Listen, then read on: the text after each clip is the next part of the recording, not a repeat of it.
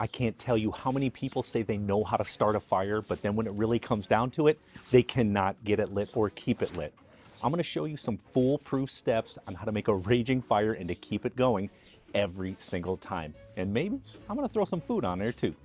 Starting a fire just seems so primitive. I mean, way back in the day, everyone used to know how to do it, no problem. Nowadays, I'm a little bit nervous that no one can even make a fire or keep it going.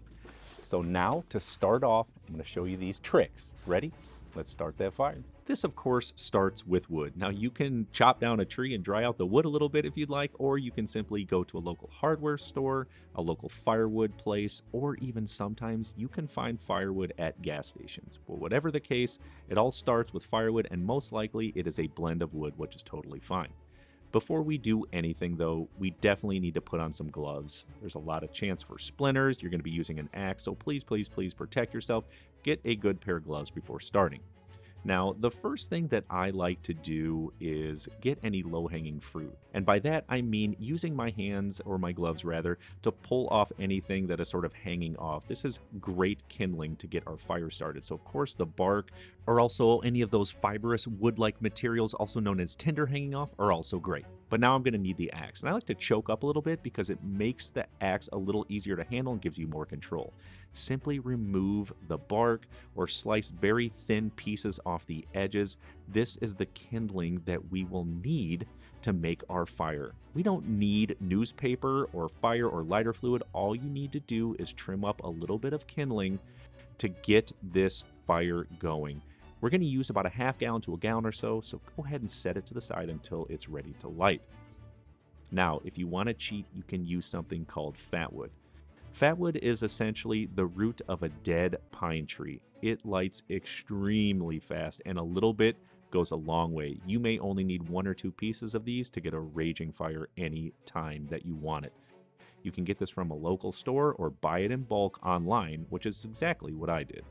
Okay, if you couldn't tell, I'm clearly in my backyard. I live in Chicago. I even hear a plane going by. We have super long, skinny lots. And it doesn't matter if it's your house, camping, you want a super secure, safe place to get that fire started.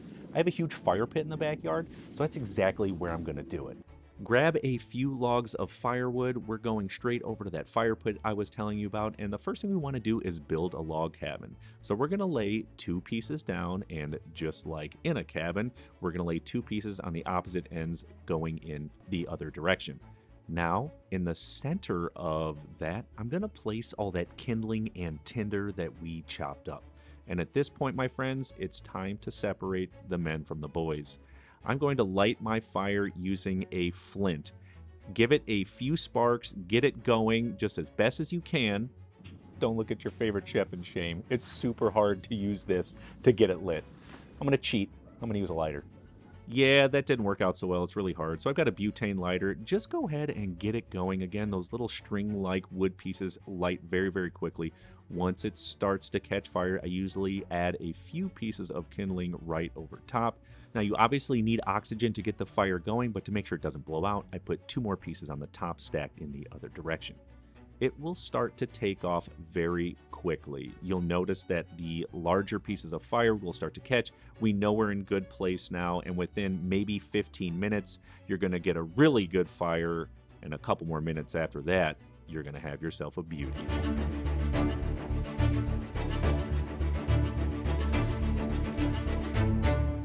Beautiful fire every single time. And Comey's, it's like I say every week. Once you start understanding these fundamental techniques like lighting a fire, this is how they used to cook way back in the day. So simple, so primitive, hard to do, not anymore. You use this, you apply it to all of your cooking techniques, you are gonna become a well-rounded chef, cook, hone those skills, my friends. It's gonna make your food taste that much better. Now, I'm hungry, so let's cook in slow-mo. Now, normally I would talk you through this, but this time, sit back and relax and enjoy the art of making food.